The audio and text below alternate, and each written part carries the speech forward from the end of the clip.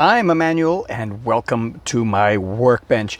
And this week we continue my series on the state of my collection by looking at my where I'm at with my collection with my main album. We're doing dimes today, as well as my coin roll hunting books. But before we begin, let's go right to the giveaway for the month of June. The giveaway for the month of June will be this newly issued toonie celebrating the 50th anniversary of the construction of the CN Tower in Toronto. This one does glow in the dark. And so all you have to do to have a chance of winning this is leave a comment down below, and I will be happy to draw a name and send this to a winner early in July. So let's get right to it. We'll start with the coin, my main book, and the main book starts right over here in 1858. This is very easy. This first page, 1858 to 1901, I do not have a single one. I haven't been really focused on finishing my collection of old silver dimes, so that's why this page is empty. However, starting on the next page from 1902 to 1936, I do have some over here. So starting with 1902 with an H mark for the heat and mint. So let's come here and have a look at the design here. Let's see if I can't get a good focus on it. There we go. So the letter H appears right under that bow. It's the wreath design. It says 10 cents Canada, 1902. And you can see the little H right under that wreath over there. And we have 1902. I have 1903 with the heat and mint. I don't have a 1903 no heat and mint. I'm missing 1904. I have 1905. A very worn 1906 and 1907. I don't have 1908, 1909. I don't have 1911. I do have a 1910 and 1912. I have the small leaves variety of the 1913.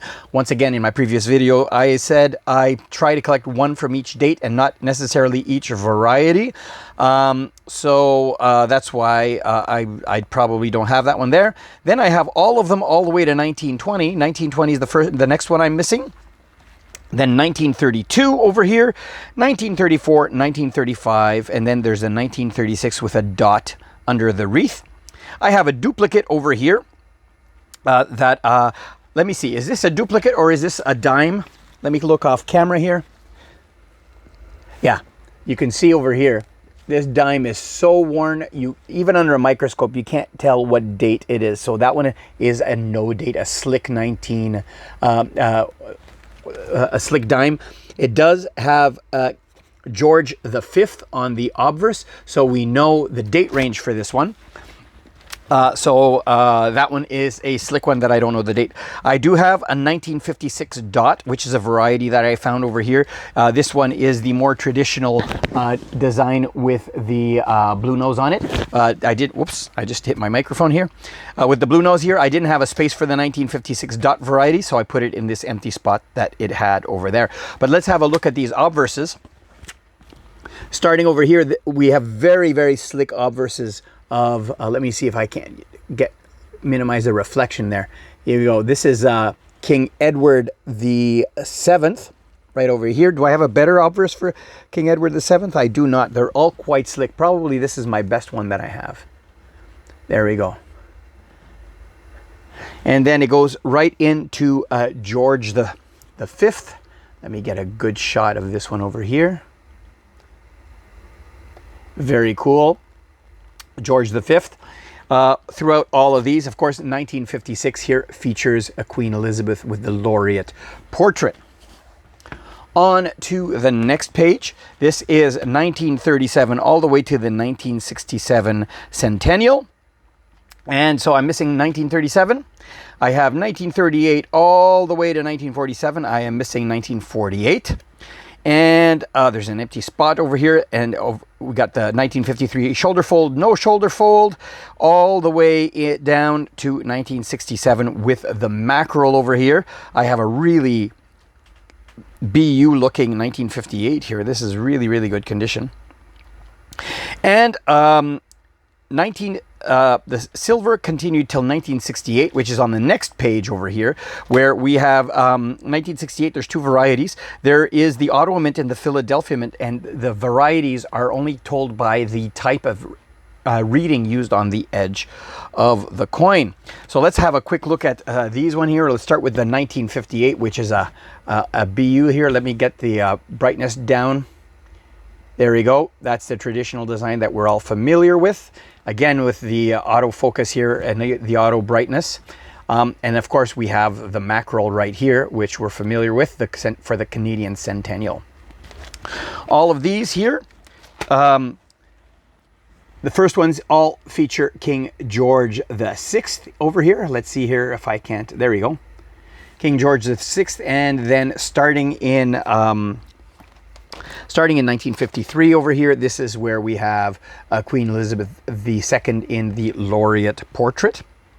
And then in 1964, they changed to the tiara portrait over here. Very cool. Next page, we move over to the nickel coins. Again, 1968 has the ones minted by the Royal Canadian Mint and the ones minted in the U.S. Mint. And we have some varieties that I'm missing on here. I'm missing the what's called the narrow zero version of the 1980. And we have 1998 W mint mark. This one was only in sets, so this was broken up out from a set. And I do not have the 1998 steel core plated coin. I don't have one of those 1999s. They are you can find them in coin roll hunting, but they are quite rare, so I'm missing that one there. All of these here have Queen Elizabeth with the tiara until 2003, where they go to the crowned portrait over here. Is it 2003? Not 2003. What am I saying? 1990, they go to the crowned portrait. Let me see here. This one with the W mint. We can see the W mint mark right here, right after the word Regina. You can see the little W there for the W mint mark. Moving on to the final page. This goes from the year 2000 all the way to 2025. I have a spot for the 2026 on the next page, but it is blank. I haven't found a 2026 yet. And so these ones over here, I have filled out my collection with the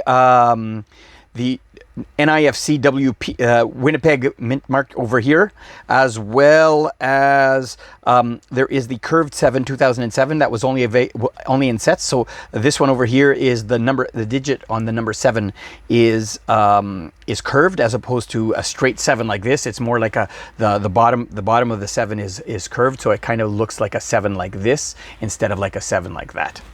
I don't know if we'll pick it up. I'll bring it up to the camera to see.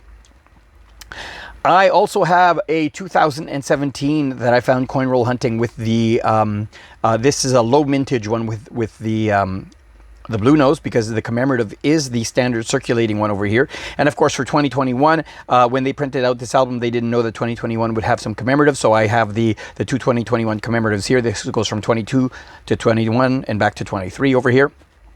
And I did find coin roll hunting a 1997 silver proof that was broken out of a silver proof set. So that was an awesome find when I found that one there.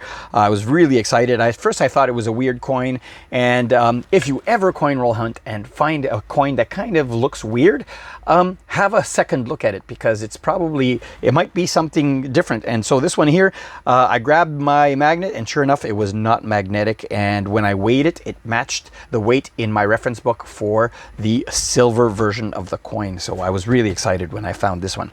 So let's look at these varieties here. So the W over here, we'll look at the obverse later for the W version here. Let me see if I can't see the curved 7 on here. Let me zoom in here. If you look at that 7, you can see that it's slightly curved. When you compare it with the other 7 on this page over here, on this one over here, the coins have all rotated. Let me see if I can't get this where you can see it there. The 7 there, you can see it's straight. You'll have to take my word for it. And this 7 over here is curved. Let me see if I can get a better focus here. You can just make out the curve there, which is really cool. Thank you to Patrick, one of my long-term subscribers, who found this for me, and I bought it off him, so I was really happy for that. Now, of course, the colorized coin. We've seen this coin roll hunting. There you go, with the blue nose under sail. So let's have a quick look at the obverses. So 2003 is the year that they went from the crowned obverse, right there, to the uncrowned obverse. And let's see here. You can see on this one here the WP at the bottom of the base of the queen there for the Winnipeg Mint plated coin. And what else here for the obverses? No, nothing special other than the fact that they changed the obverse for 2017, you know, compared to 2016. And that is it for my dime collection. I have a lot of work to do to get these older dimes. When I look for these older dimes, I really look for legible dates if possible. If they're slick, and even if the date is barely legible, I'm happy with it, just to have one of the older ones. I don't try to invest, let's say, in the more pristine coins because at the price points that they are for the older ones, the Victorian coins, it can get pretty pricey to fill out this collection. So let's go right to my coin roll hunting books and see where we're at with this, starting with the first book, which starts in 1937. And this is where the silver is at. So 1940, 1944, 1950, 1956, 1958, 1960. These are all of the silver coins I found, including the 1967 silver mackerel and the 1968 50% silver dime. After that, we go into the nickel coins, and I have every single one of the nickel coins. This book does not have the variety for the 1980 marked down in this book.